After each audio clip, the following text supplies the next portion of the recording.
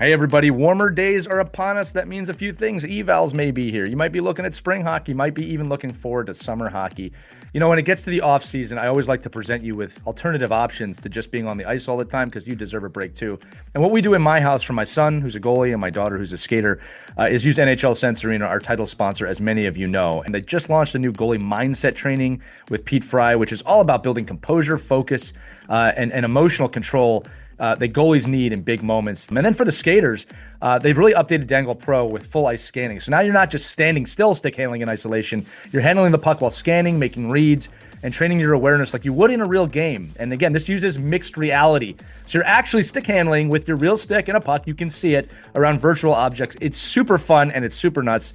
We shared some videos with that. I wish I had that as a kid. Check these deals out. They're offering 50% off an annual plan compared to paying monthly. Plus, you get a free hockey training ball, a free green biscuit, and free shipping on that. Or if you go all in with a 2-year subscription, you can get a new MetaQuest 3S headset for $100. That's $900 in savings. I have never seen them offer the headset for that price. So if that's what's been holding you up, this is the time to get it because it all is going to add up. All right. Head to nhl.sensorina.com/OKPH and use the promo code OKPH to save an additional $25 on top of the offers I've already mentioned. We have always loved NHL Sense Arena's belief in us and what we do as a show, and we always appreciate your belief in us as well. This is a great deal. Go check it out. And as always, enjoy this episode of Our Kids Play Hockey.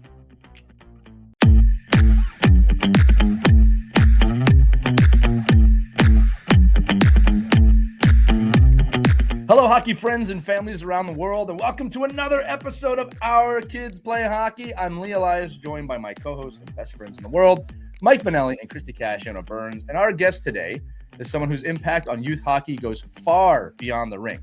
Rob Thorsen is the founder of the Shoulder Check Foundation and HT40 Foundation, two organizations dedicated to protecting kids, educating families, and changing the culture around safety in youth sports, something I know if you listen to this show, you are very interested in. Rob's work is rooted in personal loss, but also in courage, leadership, and an unwavering commitment to making the game safer for the next generation. Through education, advocacy, and community engagement, he's helping parents, coaches, and organizations rethink how we teach contact, respect, and responsibility in hockey. And I know from the past on this show, when we do episodes about contact, we get massive listens. So I'm going to thank the audience ahead of time for enjoying this one. And today we're going to talk about Rob's journey, the mission behind Shoulder Check and HT40, what families need to understand about safety and culture in youth hockey, and how we can all do better for our kids. It's in the title of the show. Rob, welcome to Our Kids Play Hockey. Awesome. Thank you very much. I'm super happy to be here today, and thank you for that introduction. Thank you, buddy. Rob, your work has been absolutely impactful and tremendous. We appreciate you being here. We know that you launched Shoulder Check in 2023 to honor your son, Hayden. Tell us about him, tell us what happened, and why you felt the need to help others. Yeah. Hayden's a hockey player, right? First and foremost, this was my connection here with you all would be, amongst a lot of other things that he was as a young man. And he passed by suicide in May of 2022, and he was 16 years old. And when he passed, a lot of people kind of reached out, kids, parents, teammates, everybody, in letters and in texts and in person and at their own dinner tables. And a lot of folks asked the question, who's going to do what Hayes did for us now that Hayes is gone? And it took not but a minute to realize what they meant by that. Hayes was the guy who checked in on people. Hayes was the guy who kind of brought people together. And so when we took a step back and realized we needed to try and make a positive contribution, we realized that we could answer that question, who's going to do what Hayes did now that he's gone, by saying we all can. We can all check in on one another. We can all look after one another. We can all be the hand on a shoulder. So that was kind of the insight and the genesis of what started us down this path. And it ultimately became, we articulated it as our program, which is the Shoulder Check. And that's because, it obviously comes from a place and that Hayes left, but it honors who he was as a young man when he was with us. And that was it. He was the guy in the locker room, in the classroom, or outside school, whether it was with parents or his peers or with their younger brothers and sisters, who people just kind of gravitated towards. And I think that's because he was an empathetic guy, right? It's not necessarily, he was a big guy, he was a goalie, he was 6'3", he was 200 pounds. He had a presence to him, so you noticed him when he walked in the room. But the reason you remembered him, I think, is not because of his physical presence, but rather is because he was the guy who noticed people, right? He was the guy who, um, empathy. Yeah, that's the word that I always default to, and I think that's an unusual characteristic for somebody to be 16 years old and to be the one who's wondering if everybody else is okay. And obviously, there's a lot to be read into on that, and that takes us down a whole nother path that can never really be answered. But that's the space we live in with this idea, right? It's just that notion that we can all be a little bit more aware of one another. So that's the genesis for the shoulder check, and that's come straight from who Hayes was when he was with us, made a big impression, and now hopefully that spirit and that intention can continue to make a bigger impression in the world. So, full disclosure, I'm in like this hockey community in the area here, where Rob's from, and I think this, it made a huge impact in a lot of ways, because of, when you actually know people, and like, and we all know, be on the show for so long, and the hockey community is basically just like one community everywhere. You see it in all the places, and certainly, a lot of people experience loss, a lot of people experience trauma. And I guess I'd have to ask you, as a parent and, going through this, what gave you, that clarity to say, we can do something about this, and we need to change. We can make a change. We can make a really difference. And you just, explain, how do you even get to that point, and so quickly, and to, to put this program together. Yeah, I appreciate the question, and I'll try not to fill the whole time we have together answering it, because was a bit of a journey that was, yeah, it was both direct and also like it took a sec to get on track. But I think when this first happened, obviously the first few months were just disorienting, right? And there was no real sense of anything, time, place, whatever. Nothing made sense. But as we started to kind of settle a bit and understand what had happened, I think we were compelled, my wife and I, my daughter, we were compelled and felt like we had to make a contribution. We had to do something. And as it happened at that moment in time, my background, I'm marketing and advertising, used to run ad agencies. And I was working on a project at a time that happened to be working in the mental health space. So I had some people I could reach out to and just say, listen, we got to make a contribution. And actually, the first bit of feedback that I had come back to me was so jarring. This woman I was speaking to, she said, you need to leave this to the professionals. And I was like, wow, what does that mean? Like, and I think it took me a second to find like what she meant by that statement, or actually use that statement. It made us kind of pivot, and it immediately sent us down the track that we're on now today. So while it was like a pretty piercing statement at the time, it was foundational in setting us in the right course of action. Because I reflected on that for a second. I was like, I'm not an interventionist. I'm not a psychiatrist. I'm not a psychologist. I'm not a practicing, mental health expert. I was a dad who worked in advertising, ran ad agencies, who had a young man who, had an experience in a world that took a turn that no one ever could have predicted. And so I was like, well, like I need to leave that part to the professionals, but like I am a professional I had a career in marketing and advertising. And if I took a step back on that and think about what we're trying to do in that world, it is about like behavior change. It is about messaging. It is about creating programs. There's a lot of great work that's been done in that space. And I immediately pivoted and started to think of like Susan G. Komen or Movember, right? Where these signature causes and these signature issues, and they've created programs that people can actively participate in, and they can find their own path to participate in it. So we were like, okay, so what if we weren't, like they've done for women's health initiatives and men's health initiatives, and what if our initiative was about kindness and empathy? And what if we went about building a brand that worked that way? And so we started that. Our professional network came to us like on day one, and they were like, we want to help. My wife's agency that she ran is called Droga 5. They've been our partner in this from day one. They've done free work for us for 3 years, pro bono work. And then at the same time, to your point, like the hockey world is amazing, right? The hockey world rallies, and everybody in our hockey life came around us immediately. And it was just like people knew that something was going to come of this, and everybody just said, "When you're ready to do something, we want to be a part of it." So Gary Zegras and my son finished off at Mid Fairfield. He was about to head to Boston. He was going to play at Dexter, and prep school path was the way he was going, that kind of thing. But Gary came to me, and we had coffee one day, and he said, "When you're ready to do something, I want to do something." And Ben Prentice, so Prentice Hockey Performance in Stanford, Ben and Ashley, Hayden's trained there. Unbeknownst to me, they had framed Hayden's jersey and hung it in the gym next to all the other professional athletes that train there. She's right next to Adam Fox and Keandre Miller. When you walk in the gym, it's the first jersey you see. And Ben said he put it there so when people walk in, they say, "Oh, Thorsen, who's that?" It tells the story of who Hayes was.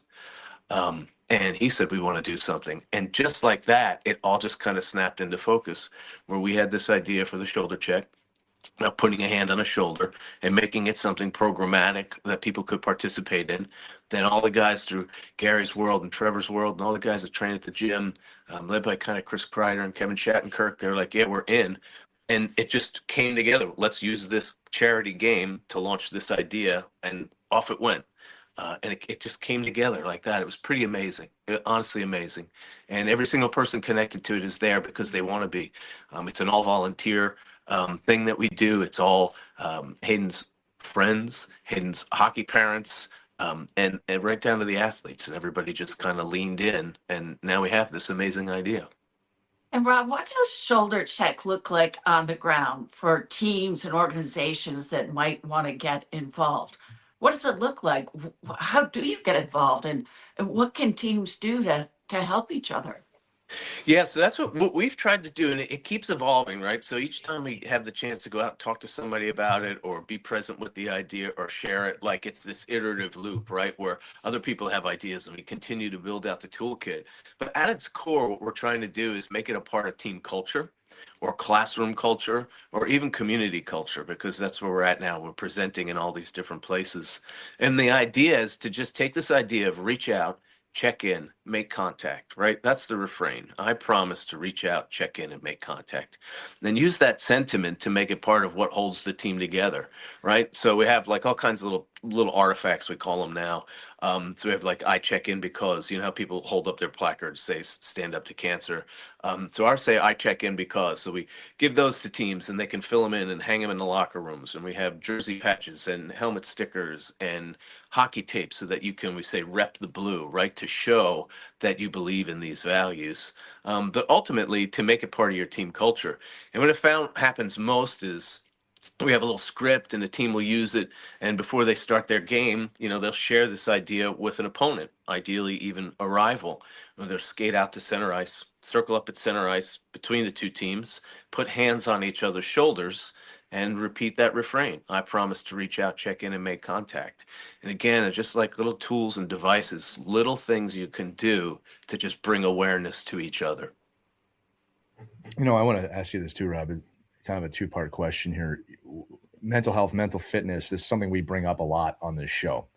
And in the nature we're talking about it, it has been stigmatized for so many years. I do feel like we are making headway to break through that, but we're not where we need to be yet, right? So those are some great actions that you spoke about.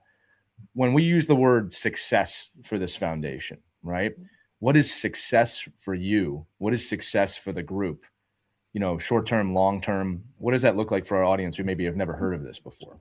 Yeah, I think so. Our program, so it is awareness and behavior change, right? And it started small, but I think we have the opportunity to contribute in a meaningful way to kind of break down these stigmas that exist around this. And you're exactly right. Like that's what it is. And I think that's the nature of change, right? Like slowly and then all at once, right? We all keep doing the small things until more and more people are doing the small things, and that then becomes the norm, right? That's like how change happens. And it's like slowly and then all at once.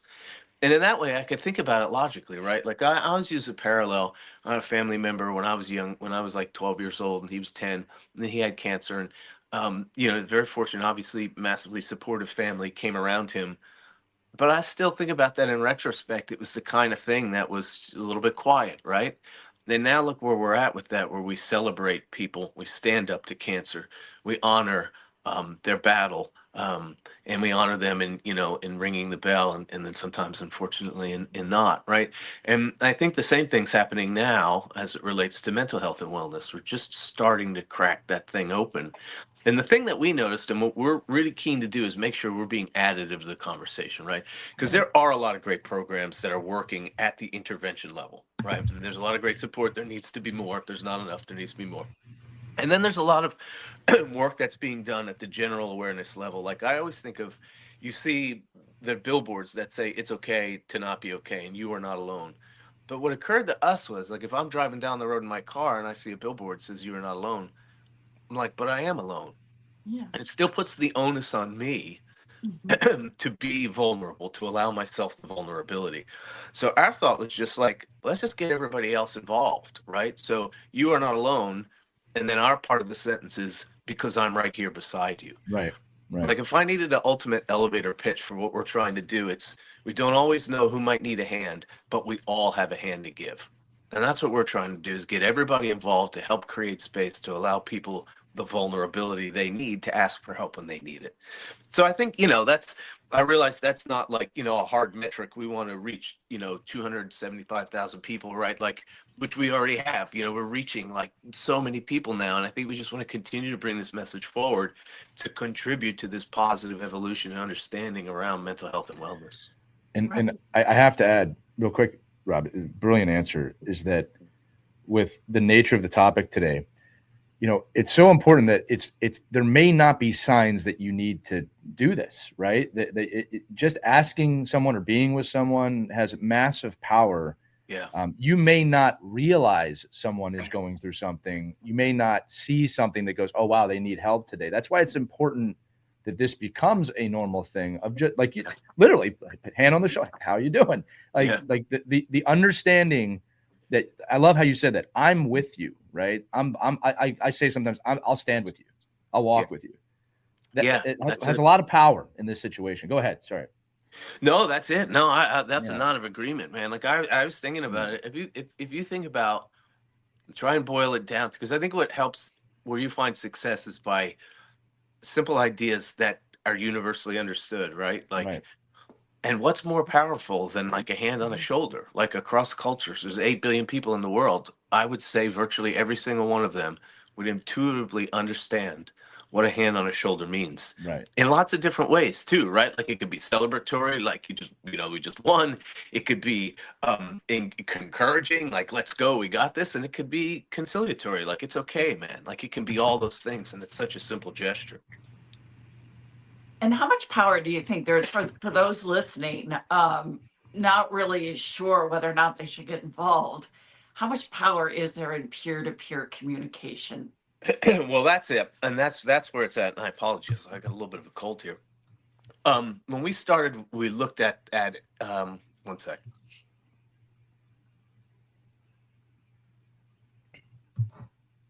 Sorry, not my best moment. No apologies necessary.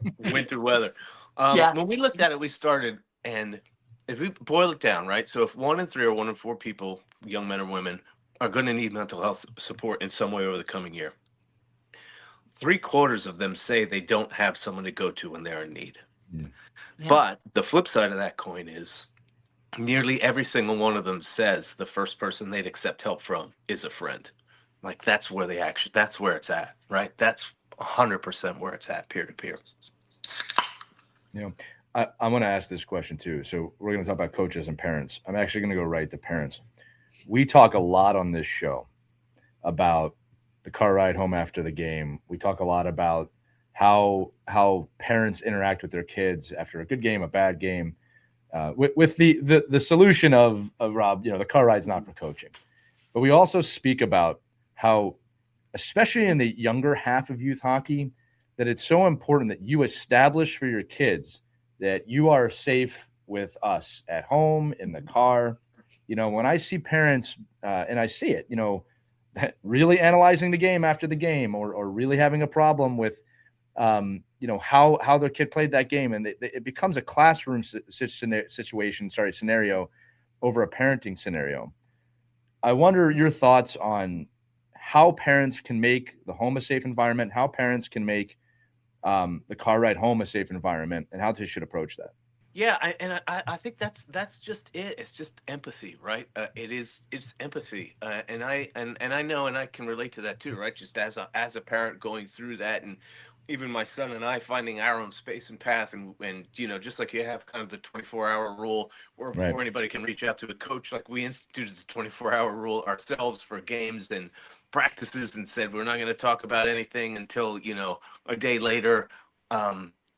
And just finding our own path, but just really empathy for that person in the car and understanding, like kind of, I don't mean to ask a meta question, but it's like, what are we doing here, right? We're trying to encourage a kid along the lines of their passion, and understanding that they're having highs and lows, Right. and understanding that they're going through their own things that they're not gonna articulate. They don't even have the words to articulate it when they're young, right? Like, Right. Yeah. But it's funny. We reference this a lot. One of our best episodes is what to say to your kids before a game. And I always like to reiterate, it's, I love you no matter what happens. I love watching you play. And then some form of work hard, have fun, go learn something. yeah, But, there's also the things you should or should not say after a game or when you're away from hockey. And I think, for the parents listening, it's so important to tell your kids, I love you no matter what has happened, right? I want you here, right? I think the world of you. There's no scenario where I don't want you here. Or also things, parents just asking your kids, talk about shoulder check, right? Like, hey, are you okay? And they may not answer you, but if you say, hey, you okay? I'm always here for you if you need. yeah, Like them hearing that will resonate probably more than they will let on, right? And I always encourage parents to do that. Now I see parents ripping their kids about what's going on in the game. Like, you're doing it from a place of love. I actually really believe that. Like, you care, right? But it's coming, like you said it, Rob. It's like there's no empathy in that statement, right? It's yeah. it's not a conducive environment. They're not going to want to talk to you. They're already not going to want to talk to you as teenagers, right? It's like why compound that? Yeah. Go ahead, Rob. Yeah, no, well, we had an experience pretty early that struck me just as a person observing what was going on. You go to like, we used to go to these different clinics and stuff like that. At some point in time, I noticed like things just turned like more serious than they needed to be at a certain point. And I couldn't put my finger on exactly where or when, but everything got really, really serious. And it was, did you get invited to this? And are you going to that? That whole thing. Right. And so, Hayden's a good player, so he got him, he went to those kinds of things. And we were at one, and it was put on by a college coach, and these kids were like, well, maybe 11 or 12 at the time. So we were already four years into things. And the coach had said, no matter what you think, this was the speech. Like, it was like, one of those things where you go, you talk for 45 minutes, you do your skills, blah, blah, blah, blah. And his speech was all about no matter what, someone is always watching. Like, that was the speech. And these dudes were like 11 or 12 years old. And you could just see like the body language and the look on their faces. Like, you know what I mean? It was just like putting this weight on them. And I remember, like, even me, I was thinking like, man, if I was trying to motivate a room full of 11-year-olds, I'm not sure, like, I get it. Okay. This guy's running a D1 program, and like, that's what he's looking for there. But like, the 11-year-old mind isn't the 18 or 20 or 22-year-old mind, which is the guys that he's dealing with. Right. And that really, it just really struck me. And I know it struck my son too, because he would tell me stories all the time that we would go to some of these things, and he'd be like, man, I walk in the locker room and everybody's so tense and so nervous and so high strung. He was like, he did. And this, by the time, it was around that same age, 12, 13, 14. He was like, did I hate it? He says, so he was actively in the locker room, like trying to change through him being himself and what he felt he needed in that room to like lighten the mood, to bring out some levity. He was like, I remember one specific, his name is Dan. And my son Hayden told me a story about Dan. He was like, I could see it on him. He was like, so I did everything I could just to make him smile. Like, and that was like Hayden's approach to the game. And he once told me, he was like, I don't do well when I'm not having fun.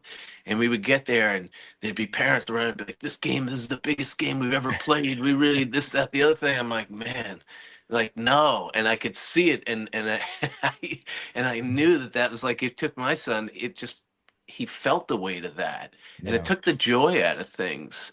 And I never understood why it was like it just went like to 11 in a way that it didn't need to. Um, so I think a lot of the time my son spent just kind of pushing back on that he himself, and I was kind of taking my lead from him a bit. Um, where I was like, okay, like if he's there to have fun, like he wanted to have fun, and yeah, they were succeeding. They were really good players. They had really good. They did the, go to nationals and all that kind of stuff. But he did it because he enjoyed it, and I think that's the dynamic that he personally fought with it a lot, was trying to keep it fun. I mean, obviously through this experience and through the things you're doing, with shoulder check and I'm assuming that you're now being contacted or surrounded by people like that had the same experiences or had tragedy in their life like this. Is there anything that you would say, over this time period now that you could give to parents, like little things that you should be looking for, or not just asking, but just like you, just recognizing that this tournament this weekend is not the most important thing in the world. And us as coaches, we think everything's the most important thing in the world. And I think, and I use that term all the time, and I'll have to rethink that, obviously, about, you're always being watched. And I think coaches say it in a way where don't be disrespectful, don't treat your parents the wrong way. Make sure you treat the garbage man, the same way as the CEO. I think that's how people think they're saying it, Yeah. right? But the pressure of saying every minute you do something, you're being judged is such a a detrimental use of that motivation that I think, I mean, I know I just based off of this, I'm going to rethink, just using that terminology. But can you just give a little bit of, again, the people you're now associated with and surrounded with? I'm sure people reach out to you all the time now, because this is I mean, we haven't even gotten to the people that are supporting this, right? The pro athletes and the people around the game and the amount, and I'd love to hear that, because obviously it's a very passionate thing for them. But could you just talk a little bit about, from your perspective, what could you tell a parent that you'd say, well, you should look out for this and recognize this? Yeah, I mean, well, I guess a couple of things on that front. And to your point, like I agree the intent of what's being communicated there. I think the articulation that resonates with me is on that character building side, which is, that notion of like you are who you are when no one's watching, right? It's what you do when no one's watching that defines who you are as a person. And I think that's the same kind of sentiment, but just said from the opposite side of you know what I mean? The opposite side of that same coin, right? Like, because, and I do know, and I've heard and I've talked to, a lot of different coaches and college guys and all that kind of stuff, and they're looking at what they mean is like the whole person. But I think in a lot of what in that specific instance I referenced it came out as like every moment you're on the ice, every second of you as a hockey player is like detrimental to your fate if you don't get it right. And I think that's the way that was what struck me there. But I think to your point, like that notion of like character, right? It's who you are as a person matters well beyond any specific sporting context, right? Like it's who you are in the world.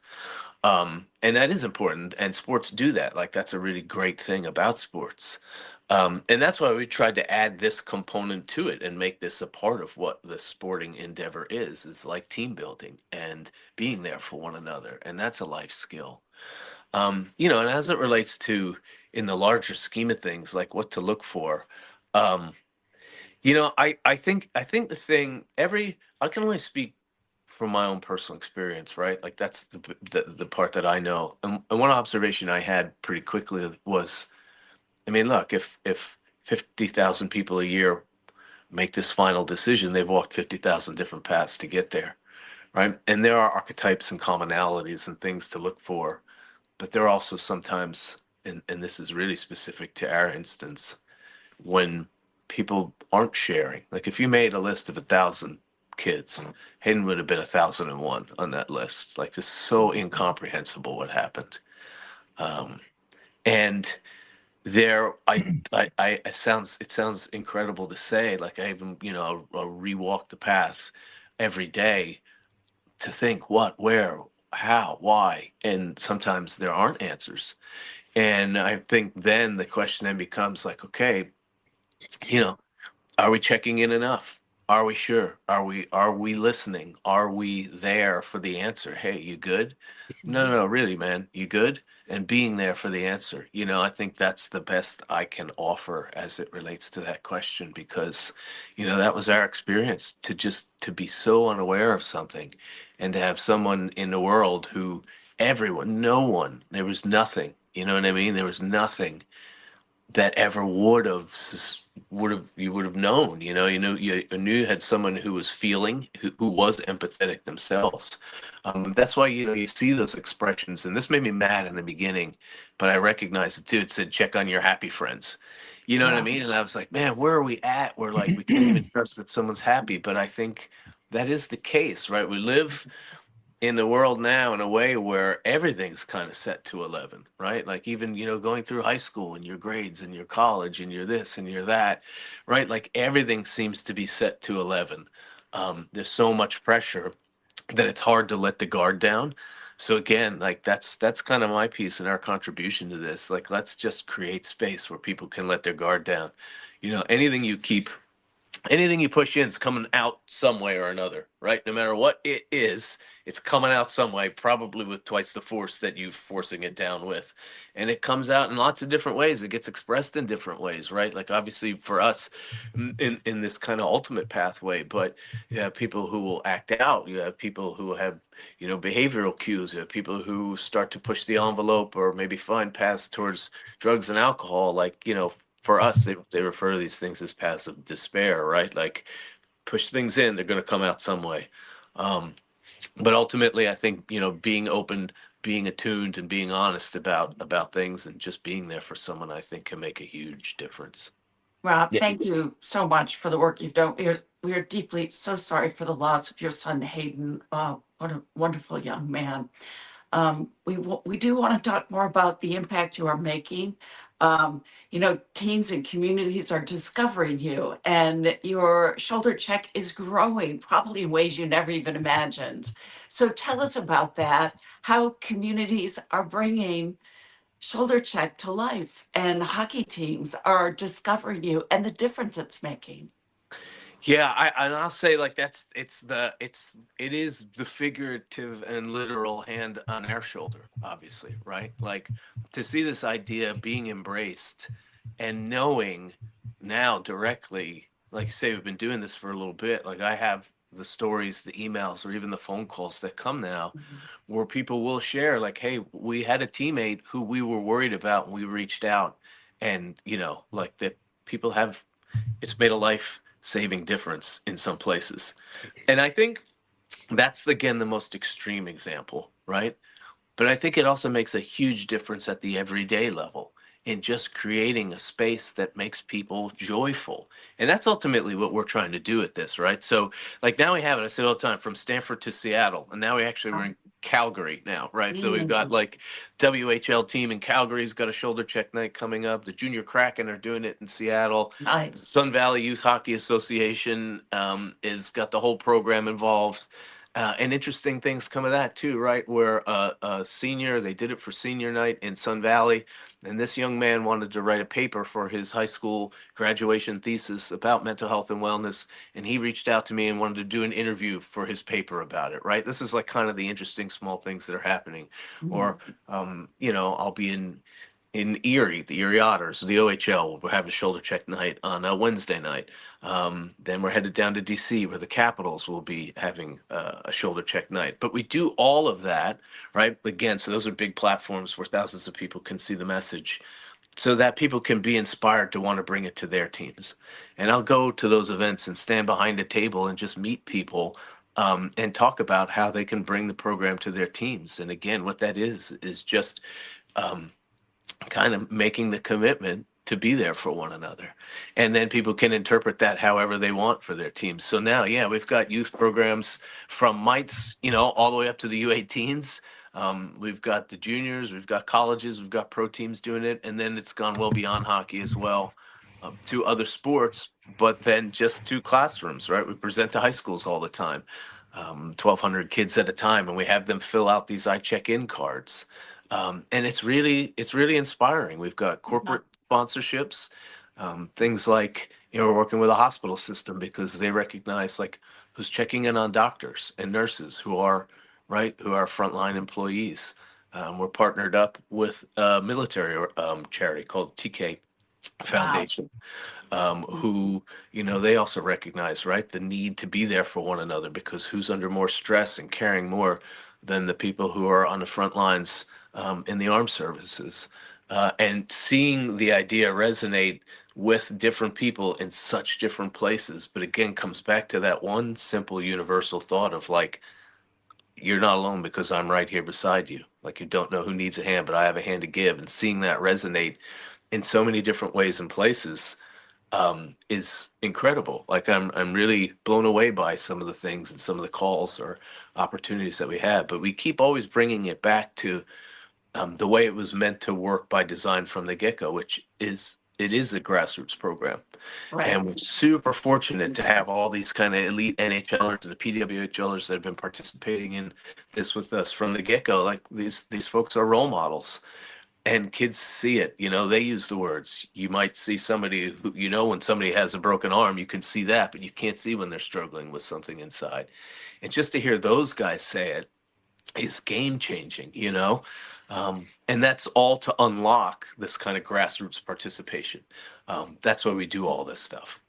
That is Yes. amazing. That I is don't think I amazing. answered your question. Did I answer a question? Yeah. No. You Well, it was. did. It's funny because Phenomenal. Wow. Yeah. I think I read somewhere that you got the rights to Lean on Me. You Yeah, gotta so that share, was share that so story and how you used it in that night yeah. for that very special night. That's so cool. Yeah, that was amazing. So every year, we wrote our mission statement, right? So we were incorporated as the HT40 Foundation because we had to get our 501c3, and then we did the work that got us to the idea of the shoulder check.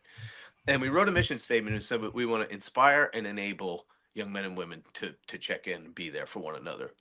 So inspire and enable are like the two key words for us. So every year we try and like add new tools to the toolkit. So the first year was the shoulder check. Obviously, that was a platform. And then the second year, we did we made an emoji. We called it the check-in emoji. We were trying to get it on. It's called the Unicode database. Like, every emoji you get gets served from the same place, whether it's on your text or Instagram or whatever. It all comes from the same place, and you have to get approved. So we pitched them the check-in emoji. Um, and with that, we got to ring the opening bell at the NASDAQ Stock Exchange, and we had all the signage all around Times Square. It was amazing. It was all donated. The Unicode database people, in all their wisdom, chose a chewed up apple core as a more important emoji than our check-in emoji. So that one didn't make the cut, but we got to talk about it for like 3 months and bring awareness to the cause. And then last year, our idea. So we had this idea. Do you want me to tell a story about the idea? Yes. So when we first started, my friend Chris, who's our partner, one of the creative guys at the agency, came and he was like, "Dude, we should get people to sing 'Lean on Me,' and Wow. let's see if we could get, we could get some professional athletes to sing it, this, that, the other thing." And I was like, "It's a great idea, man, but like, we were just starting. We didn't have any connects at the time, so it just wasn't the right time for the idea." So then he called me back probably a year ago this time, and he was like, "Dude, I think we need to revisit this idea." I said, "I think we could do it." So they reached out to. So the idea was that we would ask the NHL guys to just come in and sing the song, to sing "Lean on Me," which was like, will they do it? I don't know. But even if they don't do it, even if they just say the words, that would be cool. So the agency folks reached out to Bill Withers' estate, explained the idea, and they said, "Would you allow us the use of this song?" And they were like, "Yeah, absolutely, please do." Which is incredible, right? Like, they gave us the rights to use the song. And then the day of our showcase, which is, we have our shoulder check showcase. That's our big event. I'll talk more about that in a minute. But at any rate, that's where all the guys come out, play a charity game. Like, everybody comes out. We have 2,500 people every year. They're at Prentice earlier in the day, and we were like, well, we were very fortunate. We had this kind of commercial production company from LA come out, and like, "We'll help you make this." And we went there and we told the guys, like, would you mind coming in and singing a couple bars to the song? And everybody looked at us like, "What do you want us to do?" And I had the good fortune. I was with Marty St. Louis the day before, and I was telling him about the idea, and he's been a great supporter. He's in the area, and you know, he's been with us from day one. And I was telling him about the idea, and I was like, you know, if you want, like, you swing by, dude, see if you want to participate. And he was like, you're gonna. And he was like, yeah, good luck with that. And sure enough, like, he came the next day, and like, he did a part. You could see him in it. I'll send you the video if you haven't seen it. It's Yes, on our site. love that. And everybody did it. So probably about 15 guys came. You know, like Jonathan Quick's in there, Spencer Knight, Adam Fox, Matt Rempe, Kreider, Wow. Shattenkirk, Shane Gostisbehere, Brett Pesci, everybody, Brett Berard, and then my son's friends are the extras in it, and they're all singing. And we just did it that day. We just took a shot, did it, and then we have John Brancy, who's the New York Rangers anthem singer. Wow. So he sings the anthem for us at our event. And I said to him, I was like, dude, would you go out there at our showcase and sing Lean on Me? He's like, yeah, I'll do that. So he went out there and he sang it, and we had our camera guys on the ice, and spontaneously people in the crowd turned their camera lights on their phone and started singing along. And it's kind of the way this whole thing has been going since we started it. It was like, is this going to work? Like, I don't know. It's a good idea. Let's do that. Let's see what happens. And it worked. Amazing. Wow. Yeah. So then we have this like 90-second film, and I had no idea the impact and the power. It brings people to tears. It's incredible. Oh, And I think what works about it, I think what works about it is the guys, everybody that's in it is just trepidatious enough that they're demonstrating the very vulnerability that we're advocating for in the world. Like, it's an amazing the way this thing worked and it came out. And again, like, so much credit to all of them who have just been part of this with us from day one. And we're like, yeah, let's do it. Yeah, it was incredible. We had to go over there and we showed it to them when it was done, and you could see everybody was kind of like, wait, what are we doing with this? And we're like, dude, we can. We're gonna get it on the Super Bowl if we can. And they were like, what? Fantastic. It's but amazing. Yeah, it was incredible. It was an incredible experience. It's just another case in point of like how hockey world rallies, right? Like, it's our collective idea. The shoulder check is our collective idea. Like, it's as much theirs as ours as the kids who participate when they bring it to their local rinks. Fantastic. Thank you for sharing that. That was good. The reach is amazing. You know, one of the things about organizations like this, Rob, is that, you know, I always joke, one of my favorite shows growing up was Quantum Leap. And me too. There you go. And it, you know, again, for the audience that doesn't know, very short, is the main character leaps into different people's lives and helps different people. And one of my favorite parts of the last episode is the main character is asked, like, do you think you've helped a lot of people? He says, not that many. I've only leaped so many times. And the awareness of the people you have helped other people, and they've helped other people, and they've helped other people. The echoes of what you have done have helped hundreds of thousands and millions of people. And Rob, you've done that. I mean, and everyone involved has done that. Right. And I think that with initiatives like this, whatever you want to call it, that's why it's so important to have it a community-based programs like this, because it reverberates loudly, not just in your area, but everywhere. I mean, like our podcast audience is hearing about it now, right? That's why things like this are so important. I also want to make a note too. You talked earlier about vulnerability with the athletes and the coaches, and how that, you know, with situations like this, it is not it's not always so obvious. You know, I think Robin Williams, you know, what's apropos for this episode, said so famously, and obviously I'm paraphrasing here, but everyone is going through something you know nothing about. Be kind. Yeah. And you said it earlier, and I wanted to reiterate this, that, you know, sometimes the happiest people on the outside may not be feeling that way on the inside. There may not be a huge awareness of someone's dealing with something. I can't stress that enough, especially to the coaches listening, because I think a lot of us grew up in a time where we were told to push our emotions down. Do not show your feelings. And I will say it, that was a mistake, right? Like, we have learned that is not the way to be doing this anymore.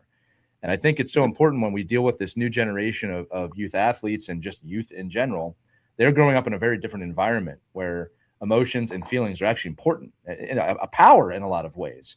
So I think, and I'd love to have a quick discussion for coaches out there that might be listening that go, look, okay, guys, I believe what you're saying. I have no idea how to implement this into my U10 team, right? So can we talk for a few minutes to the coaches listening about actions they can take at the start of the season, during the season, at any age really, to implement shoulder check philosophy?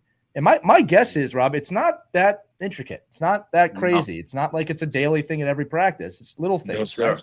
No, and by design, and that was kind of why we built our kind of annual way of working, or our annual calendar around that, right? So our shoulder check showcase, which is our big event of the year, happens the last week of July. It'll be at Sacred Heart University, which is in Fairfield, Connecticut this year. And we use that as a launch pad, and we do that because, fall teams and school starts and all that happens right after that. So the idea is like you can come together and you could start and you can make the shoulder check a part of your team or your school or your culture right from the get-go. And we have, like I said, we have like team kits that we send that have, like, it's got a script in it that you can read, simple script that just says, look, checking in on one another is important. Like, it's as simple as that, just to make the point from the start. And we're going to make that a part of our team culture. Some teams have like a make contact Monday thing where there's a text thread. There's always a team text thread. So say something nice to somebody on Monday. You know what I mean? Like, it's the littlest things like that. But yeah, that we try to make it so that you could start, each team can come together. Then it could just be some part of the code of conduct, right? It could be like formal like that, or it could be like, hey, we're going to wear these helmet stickers all year. Or after every practice, we're going to get around the net and our chant's going to be make contact, right? So just using the language and like getting used to it and making that language part of the team culture is kind of super simple way to do it. Yeah. And I think the thing that's really important, I've had this a few times too, right? Like, where people think that people maybe don't understand the program enough, or they think like, oh, this is a suicide prevention program. I've had people say, no, we don't need that. We don't need to be talking about that. Like, that's off-putting, right? That's a challenging topic. Of course, it's a challenging topic. It's a scary topic. It's all those things. And there's a definite ancient belief that says, if we talk about these things, we're going to will them into existence, right? Like, there's that old school line of thinking, which has been radically disproven. But obviously also it needs to be handled correctly. But that's why our idea is meant to operate like way up higher, right? It's like way pre-intervention. It's barely, even in the language that we use, you wouldn't even necessarily say, oh, that's a mental health program. It's just an empathy program, right? It's a kindness program.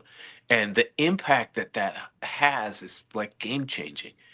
And all those other things that happen underneath that, like, this just opens up the aperture on it.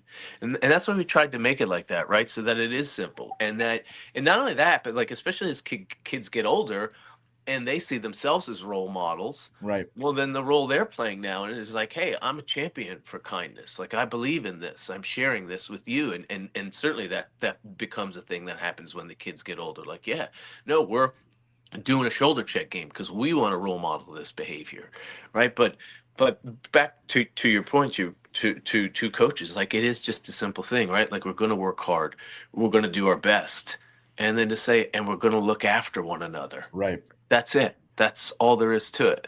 Yeah, Rob, I gotta add in here too. A lot of the audience knows about my team building work. That's the realm I work in. If you think, those of you listening, that this does not impact your team's ability to play hockey better, you're crazy. Okay, it absolutely makes an impact on their game as well, right? Not that that's the main reason you would do it, all right? But, it's funny when we talk about, you mentioned the word team building, Rob. Like, when you tell people that on the surface, they go, okay, happy clapping and yoga and, all this, the kumbaya. I said, it's actually quite the opposite, right? Like, a lot of the things I do are very uncomfortable for these athletes. I'm putting them into, as you said, positions where it's not fun. I'm uncovering inconsistencies as in them as a group and as individuals, with the overarching message of we're in this together, right? None of us are perfect, all right? And it's going to be hard, but you got to take care of each other. Teams that have that down, by and large, succeed over teams that don't, right? And I'm just going to say it, that as coaches, find the shoulder check resources, first off, bring them into your I was gonna say clubhouse, bring them into your locker room, because not only they have a positive effect on these kids' lives, it'll have a positive effect on your team. And I have to say this too. I'm gonna be on a soapbox for half a second here. If the word empathy makes you roll your eyes, which I don't think is this audience, to be fair, I mean, you're behind here, right? Like this is an important part of human culture and always has been, to be fair, right? We haven't always called it empathy. And then the other, this is more of a warning, if I may. If anyone's listening, this is hard, parents. If anyone's listening thinking this will never happen to me, this will never happen to my kid, that's a dangerous place to be. All right. I don't think that way about my situation, my home.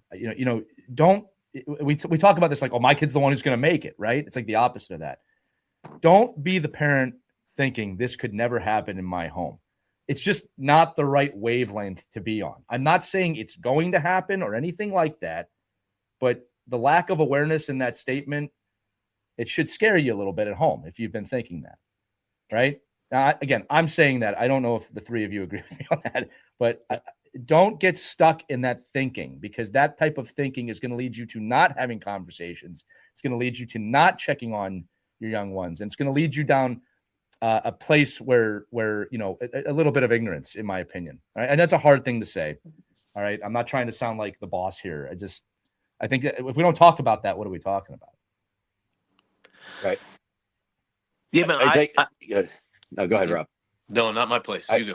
No, I was just going to say, I mean, in my own experience, like I had actually texted Rob a couple of weeks ago. I walk into a rink and it just, we were just talking about this, right? And all of a sudden I see the shoulder check signs up there, checking in on this person, the colors, the not only the team atmosphere of this, like the team went out and did this as a project for them, right? No matter whether there's certain players on the team that believes it or not, right, or buys into it or not, was really more relevant to Rob's kind of description of what Prentice did by having his son's jersey up. It initiated a conversation of what is that and what are they doing, and all of a sudden now you go into any high school game, youth hockey, high school games especially, right? And what Rob's talking about is professional teams, but there's hundreds and hundreds and hundreds of families there, and the reach out for really doing nothing but this one event in your own little world of your 20 game season. In one of those games, you do a shoulder check game or some type of awareness. I think for anybody that's listening to this episode would be like, well, that's really without effort. To your point, you're now spreading the word and having a conversation. And if it's hitting one person and one family and one kid, then we've accomplished a great deal. And I think it doesn't take a lot of effort. I mean, I know if you go to Rob's website and you just order like a packet of, what you want to do or how you want to be involved, or, whether it's wearing wristbands or dashboard signs or whatever it is, it's another level of awareness, and it helps with your team building. And it helps with communicating to your kids. So it's all these great benefits of it. And I think me personally seeing it firsthand, because you walk in a rink and you're not expecting it, it instantly resonates and connects. And I've been happy to say I have seen it on the college level with my daughter's college hockey teams. I have not seen it on the local level. I have not seen it with youth hockey teams, unfortunately. And I think, Lee, it could be some denial on the part of parents. Oh, this could never happen here. So, we need to keep pushing, keep raising that awareness, not only just inspiring, but enabling kids to be able to have those tools in their toolbox, and giving parents permission to think about this could possibly, yes.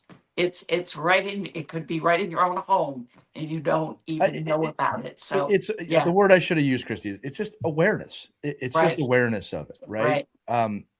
Again, there's no perfect parents out there, okay, including myself, right? So it's just one of those things of be aware of it. You can turn this into a massive positive. I agree. My guess, Rob, is the kids actually probably run to it. Like they're probably all about it, right?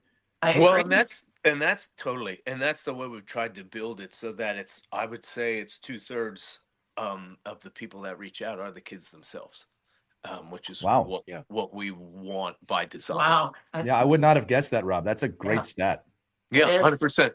I have, excuse me, I have, yeah, and it's an interesting dynamic. Like we're sending out, our team kits, like we said, to, yeah, definitely 2/3 of the folks that reach out are the players themselves Fantastic. saying, "I want to bring this to my team," and that's how, like, again, like we're going all the way back, right? We talked peer to peer before, right? Like that's it. Like I know it's working because I see the inbound, and then the kids text me back, "Hey, we did it was like Taft had it this no gun school this past weekend, or even Darien High School did. There were a few games in our general area that I'm aware of. They all text me back and say it was amazing. People had such a good time. The kids bring themselves to it. They turn it into fundraisers if they want to for us. There's no ask from our side. We don't ask for anything in return. Like we're not raising money. We're raising awareness. And I do believe, we're still in the naive part of this where a good idea will find the support that it needs, like to grow it. Obviously, we're switching gears and doing that kind of stuff. But yeah, so one young man, he wanted to do something. He made like a shooter tutor that was shoulder check branded, and he sold opportunities for little kids to go out, shoot pucks, and win a jersey. That's Like cool. they're finding Very their cool. own ways to do it. Yeah, and I think that's amazing. Or there was a bake sale at one. Like I know these things happen because all of a sudden some Venmo comes in and they're $3 at a time, which is incredible. Like kids doing bake sales, but that's all the kids themselves doing it. And sometimes they'll need a coach to sponsor or support them, or a parent to help them, make the case. But I think I have seen one instance where someone said no when a kid said we want to do this, and the team Ah, said no. Wow. Yeah, and because it was only one, like it stands out Right. so much more. If it was, like, and again, this is the other reason we do it with the kids. Like it's the kids bringing it to their schools. I'm not out pitching it to high school administrators. It's the kids bringing it to their schools. And just like the teams support their athletes, right? The schools support their students. Right. Like this is an Sure. idea that these young men and women care about. And they're the ones who are carrying it forward, and that's how all these doors are opening Well, for these and the kids. data supports it too, Rob, because they've done it. Obviously, audience, you can look this up on your own. Please don't ever take my word for it. But the research shows the number one concern of the youth, especially in youth athletics, it's not making it. It's not, it's Yeah. mental fitness, mental health, and they are openly saying that. And we always talk about meeting kids where they're at. Right. This is a win-win for your team, for your organization, for humanity, if you want to go really big with it, which we should. Right. And it's important to this generation of kids. Right. So I think that the fact that you just said 2/3 are kids, it supports that. Right. This is something that's positive for the culture. Rob, you said earlier, about, and we always say this, about hockey's supposed to be fun. And I'll go back to the people who make fun of us, happy clappers, right? There's already enough adversity in the game. Right. They don't Right. need more adversity, Right. right? And again, part of the this is me as a coach talking. Part of the fun, and I mean this isn't a stretch, is them learning to overcome the adversity, right? When they can look back on, wow, we had this challenge that we overcame. We all know that feeling, right? Like that's a form of fun, if you want to call it that. So, this can be fun. This can be part of that growth with a very serious topic, but you want to destigmatize it, talk about it. Like Yes. I always say that too. We have to have these conversations Yeah. if Very you want to much so. destigmatize things. Yeah. Yeah. There's a circular logic to it where we're trying to create space to allow people to feel more vulnerable by creating space for them to Right. be vulnerable, right? Right. Like it is like this circular dialogue. You just have to, Right. the wheel's going to spin one way or another. Right. Why not spin it in a positive way? I draw this distinction sometimes in my presentations, the difference between reflection and regret, right? Like, and that's like a massive team thing, right? Like when you don't do something that you otherwise know you could have done or should have done, that's the path to regret.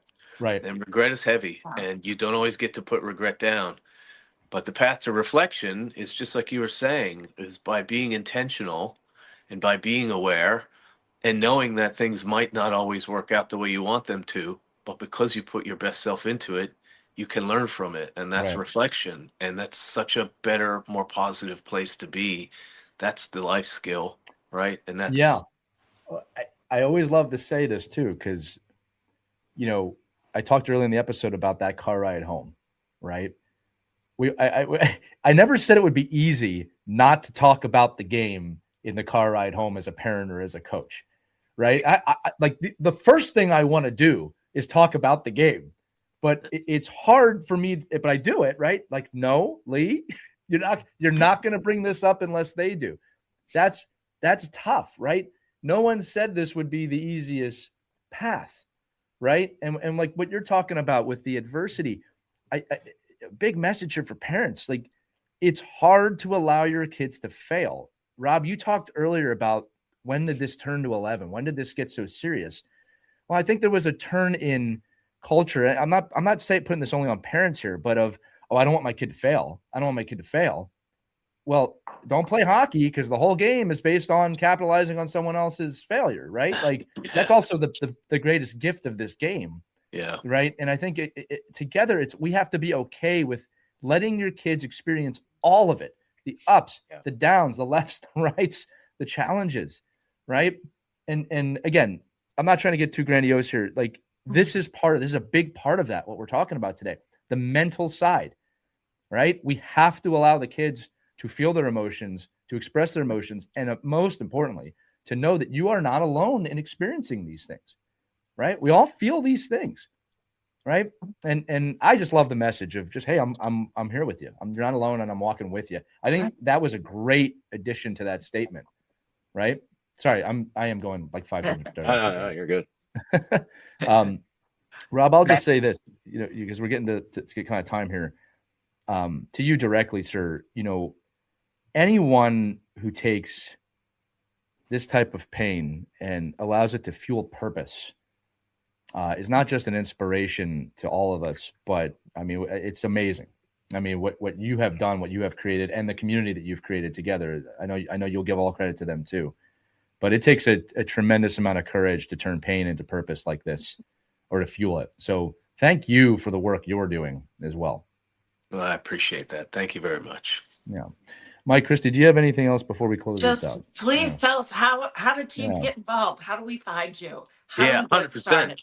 Yeah, definitely. I get to give the plug. I appreciate that. Yeah, no. Yes. So it's shouldercheck.org is our site, and it's the shoulder check. That's the handle that's under me there on Instagram. The Instagram page shows the program in action. You'll see what other people are doing with it, with their teams, and all the different places. And then on the site itself, it has resources. We have like I said, the scripts are there, the team kits are there, all the different ways. There's a section that says get involved, talks about how you can do it with your team, with your school, or with your community. And there's different actions you can take, downloadables, all that kind of good stuff. And then also there's a contact button there. The emails come to me and one other member of our full-time team. And we get back to everybody directly. And a lot of times it just starts with an open-ended question. If it's outside, say a team, like, hey, I have an idea I wanted to do. How could I bring it to my whatever music festival? And then we would do a phone call and say, let's talk about it. And then we find a path for it. So that's kind of my full-time job, is supporting this idea and helping it come to life in whatever way works best for the people that want to use it. But there's a lot of turnkey stuff on the website. You could download it and you could do it, this afternoon if you wanted to. Fantastic. And then the other one is at Sacred Heart University, July 30th. This is our 4th annual Shoulder Check Showcase. And that's where, like I said, we have all this great support from these incredible NHLers and PWHLers who will come out for our charity game. So anybody in Connecticut or the Northeast, please come. That's a beautiful rink too.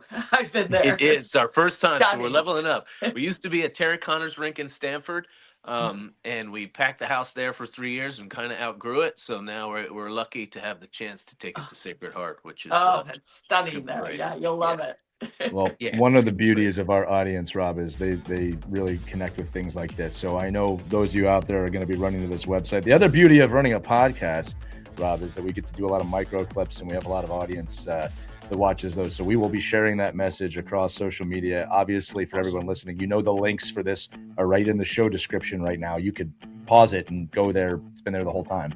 But Rob, we're going to help you because you've helped so many people, man. It's truly inspiring work. And again, episodes like this are so important just to have the conversation and to show people. So if you're out there and there's a conversation you need to be having within your organization, whether you're a player, a coach, a parent, anyone, have the conversation. Free resources. I mean, people love hearing that, right? Rob, thank you so much for being here with us today. Thank you. You guys are awesome. Love it. Yeah. So are you, buddy. All right, that's going to do it for this edition of Our Kids Play Hockey, everybody. If you have any comments, remember, email us, team@ourkidsplayhockey.com. Check out the show notes today. There's plenty of stuff there for you. And enjoy your hockey, enjoy your day, and we'll see you on the next episode. Take care, everybody. We hope you enjoyed this edition of Our Kids Play Hockey. Make sure to like and subscribe right now if you found value wherever you're listening, whether it's a podcast network, a social media network, or our website, ourkidsplayhockey.com. Also, make sure to check out our children's book, When Hockey Stops, at whenhockeystops.com. It's a book that helps children deal with adversity in the game and in life. We're very proud of it. But thanks so much for listening to this edition of Our Kids Play Hockey, and we'll see you on the next episode.